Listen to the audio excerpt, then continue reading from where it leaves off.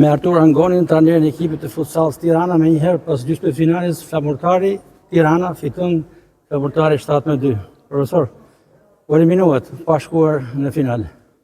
Po, e merituam eliminimin, sepse bëm një filles e qik të keqe dhe diferenca e golave të pjesës së parë na ndëshkoj që të largoheshim nga ky kompeticion pa vajtur në finale. Ato që ndoqën këtë takim profesor ishin dhe mendimi se ishte një finale parakoshme. Dy skuadrat mjaft e mira, Tirana u përpoq, por ishte gabimi i juaj me tepër se nuk shkuat me tej. Gjithmonë do kishte një finale të parakoshme se mund të ishim ne me Vllaznin apo Vllaznia me Flamurtarin, prapë një finale parakoshme. Ekipi është akoma në fazën përgatitore për kampionatin dhe ndoshta nuk ishim përgatitur aq sa duhet për këtë kompeticion.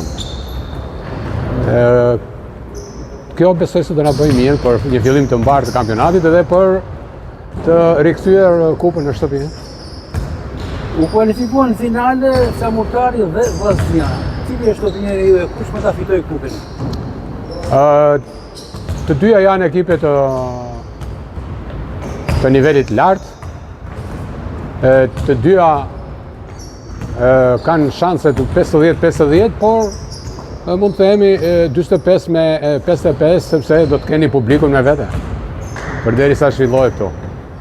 Vllaznia që është kampioni në fuqi, një vadisje vjen edhe pas Ligës Kampionëve dhe në fakt edhe e përfortuar me element të ri dhe ka bërë mirë edhe gjatë fatës përgatitore. E besoni që janë shanse për vllaznin me tepër? Patjetër që të thash se kaluam tek 45 për Flamurtarin dhe 55 për Vllaznin.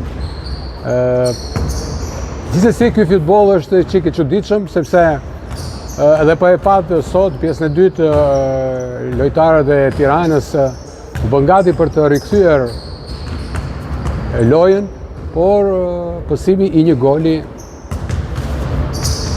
e bëri që. Dhe në fund diçka për ekipin kombëtar, duke qenë se jeni trajner ekipit kombëtar, kombëtarja futsallit gjen pas dy performancave mjaft mira, dy fitoreve me kombëtarin e Turqisë.